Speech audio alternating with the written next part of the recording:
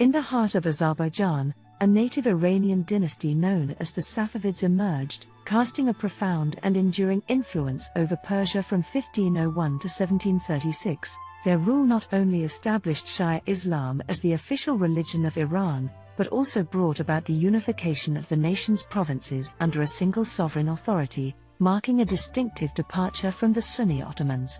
This choice of Shia Islam, as opposed to Sunni, can be attributed to a geographical and cultural distinction. The holiest sites of Sunni Islam resided in the Arabian Peninsula, quite a distance from the Safavids' homeland. In contrast, Shia Islam had its sacred sites much closer, primarily in Iraq, which had fallen under Safavid control by 1623, only to be surrendered to the Ottomans in 1639. Under Safavid rule, Iran enjoyed a period of relative tranquility and prosperity. However, this era of stability was followed by a turbulent period of unrest. The Safavids skillfully forged alliances with European powers to shield themselves from the relentless threats posed by the Ottomans. The Safavid dynasty traced its roots back to the Safavids, a well-established Sufi order that had thrived in Azerbaijan since the early 14th century. This order found its origin in the teachings of the Persian mystic Sheikh Safi al-Din,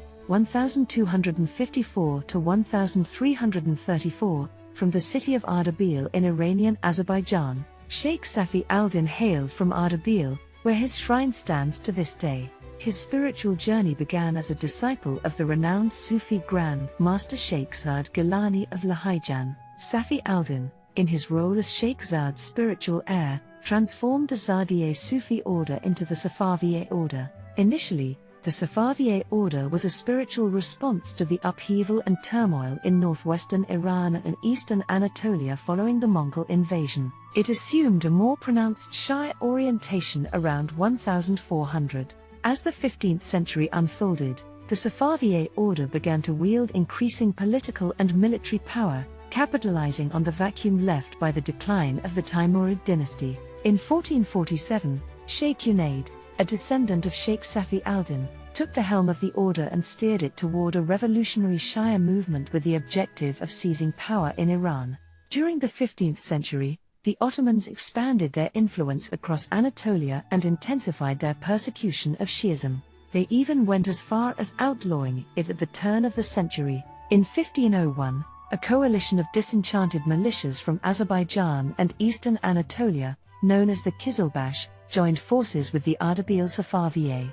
Their goal, to capture Tabriz, then under the rule of the Sunni Turkmen alliance known as Ak-Koyunlu, led by Ulwan. At the helm of this newfound Safavid coalition was a mere 15-year-old, Ismail I. To bolster his political legitimacy, Ismail I claimed descent from Imam Ali, the cousin of the Prophet Muhammad, and Fatima, the daughter of the Prophet Muhammad, through the seventh Imam Musa al-Kazim. He later added claims of royal Sasanian heritage to his genealogy upon ascending to the throne as Shah of Iran. With the capture of Tabriz, the Safavid dynasty was officially born. Ismail I declared Tabriz as his capital in May 1501 and took the title of Shah of Azerbaijan. Over the subsequent decade, Ismail I expanded his territorial control, capturing Hamadan in 1503, Shiraz and Kerman in 1504, Najaf and Karbala in 1507, Van in 1508, Baghdad in 1509, and Khorasan and Herat in 1510.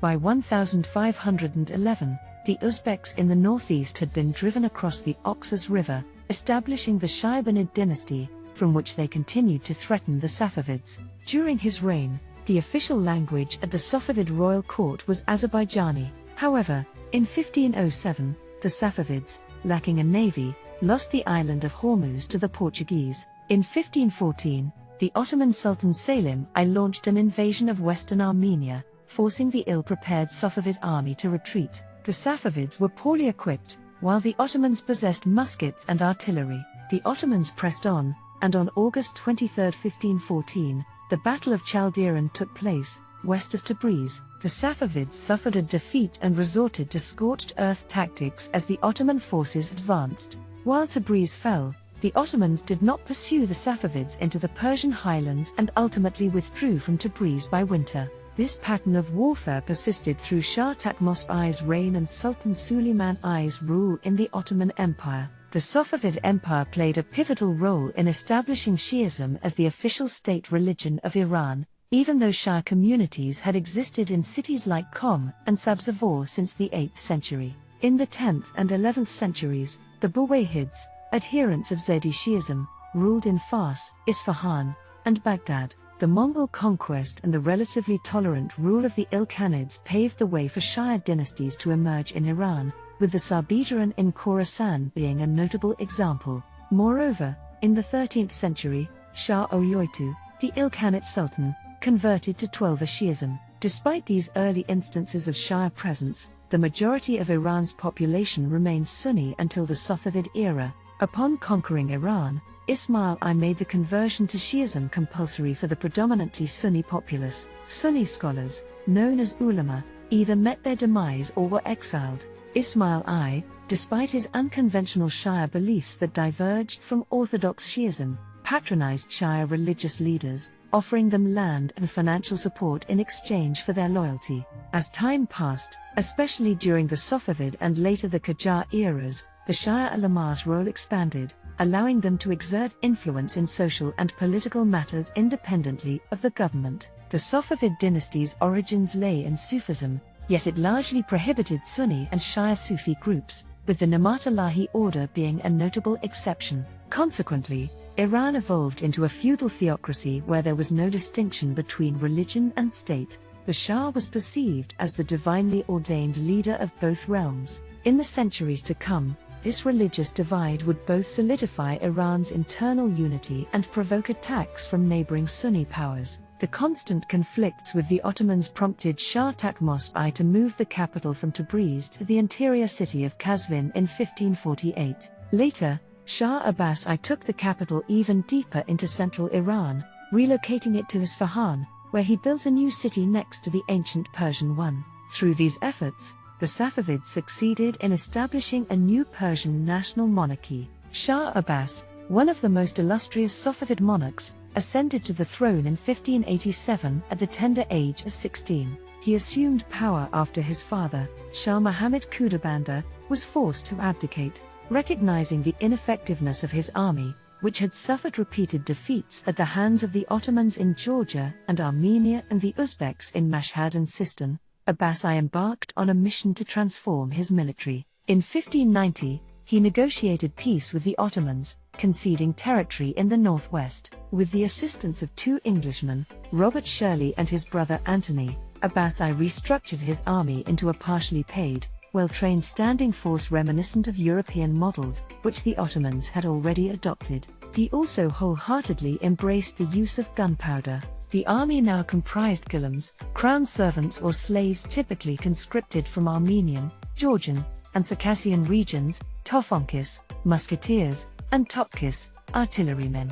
Abbas I first turned his attention to the Uzbeks, recapturing Herat and Mashhad in 1598. Subsequently, he directed his efforts against the Ottomans, reclaiming Baghdad, eastern Iraq, and the Caucasian territories by 1622. He also used his reinvigorated forces to dislodge the Portuguese from Bahrain in 1602 and, with the assistance of the English navy, ousted them from Hormuz in 1622, a critical link in Portuguese trade with India. Abbas I expanded commercial ties with the English East India Company and the Dutch East India Company.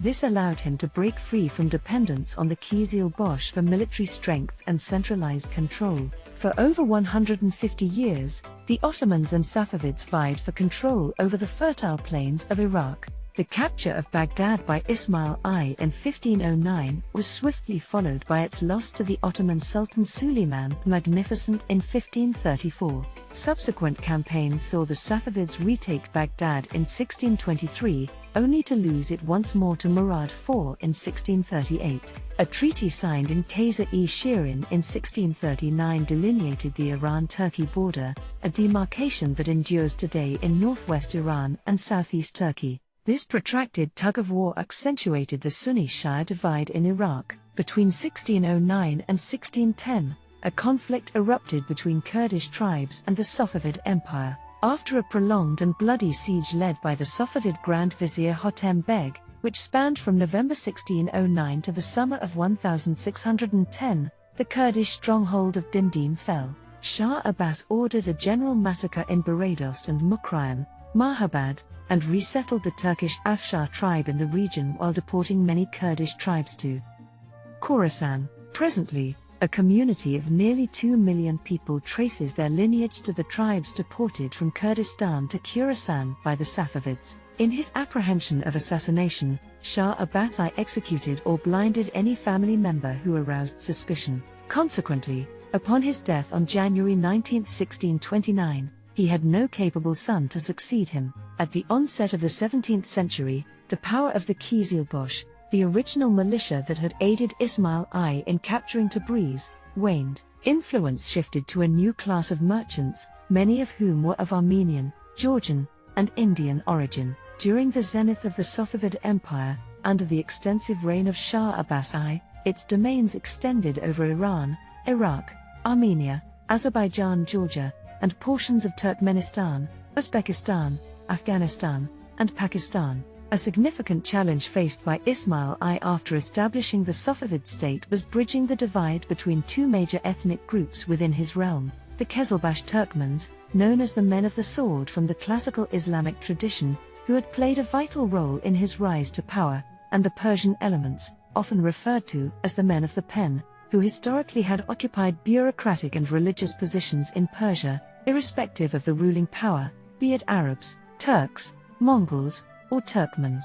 This division was bound to create friction, as the Qizilbash were not aligned with the national Persian tradition, according to Vladimir Minorsky. Between 1508 and 1524, a period spanning Ismail's rule until his death, 5 successive Persians were appointed to the office of Vakil. When the second Persian Vakil was placed in command of a Safavid army in Transoxiana, the Qizilbash, deeming it dishonorable to serve under him, abandoned him on the battlefield, resulting in his death. The fourth Vakil met a similar fate at the hands of the Qizilbash, and the fifth was executed by them. The Qizilbashi tribes remained integral to Iran's military until the rule of Shah Abbas I, during which their leaders wielded substantial influence and engaged in court intrigues, even assassinating Shah Ismail II. The Safavid economy thrived due to Iran's strategic location between emerging civilizations, Europe to the west and India and Islamic Central Asia to the east and north. The Silk Road, passing through northern Iran en route to India, experienced a resurgence in the 16th century. Additionally, Abbas I promoted direct trade with European powers, notably England and the Netherlands, which sought Iranian goods such as carpets, silk, and textiles. Key exports included horses, goat hair, pearls, and an inedible bitter almond called hadam tulka, which was used as currency in India. Iran primarily imported specie, money, textiles, woolens from Europe and cottons from Gujarat, spices, metals, coffee, and sugar. Under Safavid patronage, culture flourished. Shah Ismail I himself composed numerous poems in Azerbaijani, as well as in Persian and Arabic. Shah Tahmasp was an accomplished painter, while Shah Abbas II earned recognition as a poet using the pen name Tani. Shah Abbas I recognized the commercial value of promoting the arts, as artisanal products became significant contributors to Iran's foreign trade. During this era, traditional crafts like tile making, pottery, and textiles evolved, and there were remarkable advancements in miniature painting, bookbinding, ornamentation, and calligraphy. Carpet weaving transformed from a nomadic and peasant craft into a well-developed industry with specialized design and production. Tabriz became a central hub for this craft. Notably, the indelible carpets were commissioned to commemorate the Safavid dynasty. The Polonaise carpets, characterized by their Baroque design and famously misattributed name, were produced in Iran during the 17th century. Reza Abbasi, 1565 to 1635, introduced new subjects to Persian painting, such as semi-nude figures, youths, and lovers, while adhering to traditional forms and materials. His style influenced Iranian artists throughout the Safavid period, leading to the establishment of the Isfahan school. Increased contact with distant cultures,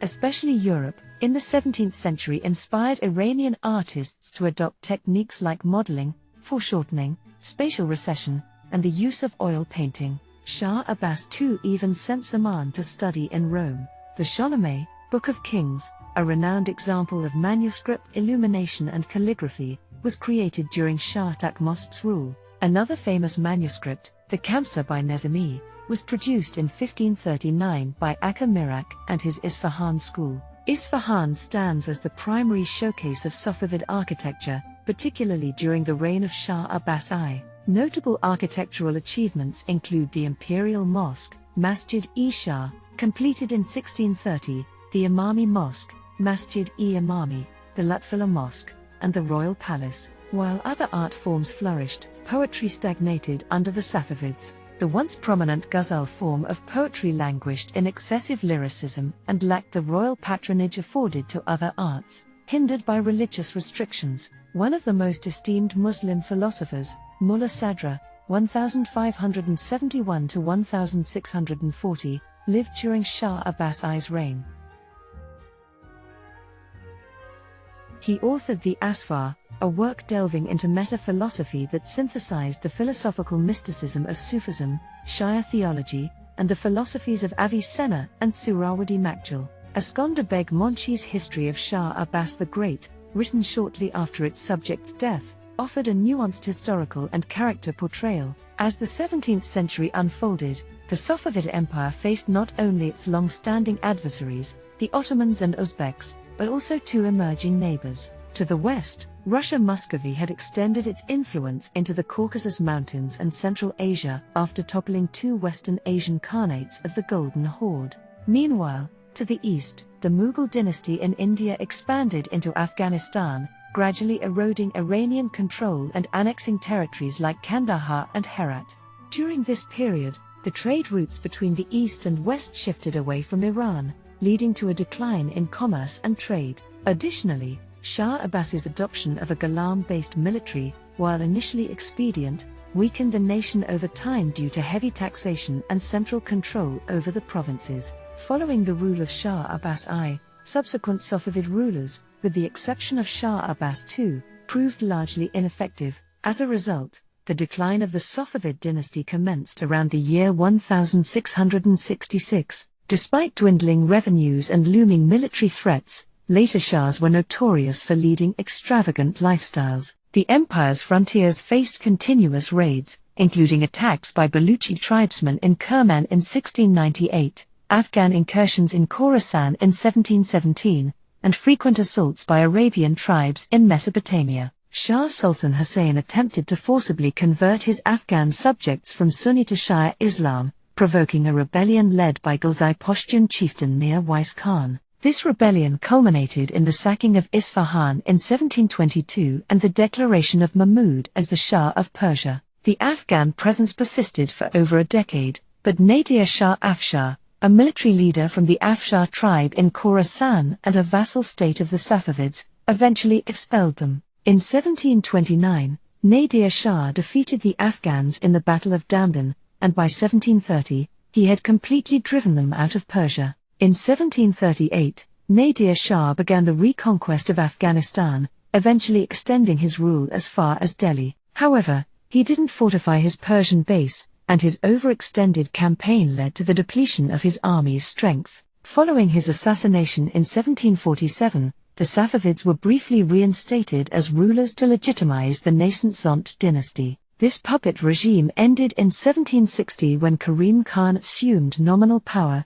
officially marking the end of the Safavid dynasty. The Safavid dynasty had diverse and mixed ethnic origins, which have led to scholarly debates about whether they were of Azeri or Persian background. Safavid princes had various ethnic backgrounds, including Turkoman, Persian, Kurdish, Armenian, Indian, Afghan, and Georgian, depending on the maternal lineage. Many Safavid members were multilingual, with Azeri Turkish and Persian serving as the dynasty's lingua franca. The paternal line of the Safavid dynasty was primarily Persian, tracing back to Sheikh Safi al-Din Ishaq Ardabili, a Persian mystic who claimed descent from Firuz Shah Sarankola, a local ruler in Persian Kurdistan. However, the Safavids originally left their homeland and migrated to Azerbaijan in the 12th century. There, they influenced local Turkoman tribes, and in turn, were influenced by the Turkomans, adopting the Turkic language. From Sheikh Junaid to Sheikh Ismail I, all ruling sheikhs of the Safavids had Turkoman mothers. Furthermore, the Safavid power base included Turkic-speaking warrior tribes from Azerbaijan and Anatolia, collectively known as the Kizilbash, who at times were the de facto rulers of the empire. This explains the prominence of the Turkic Azerbaijani language in a land where Persian was the majority language.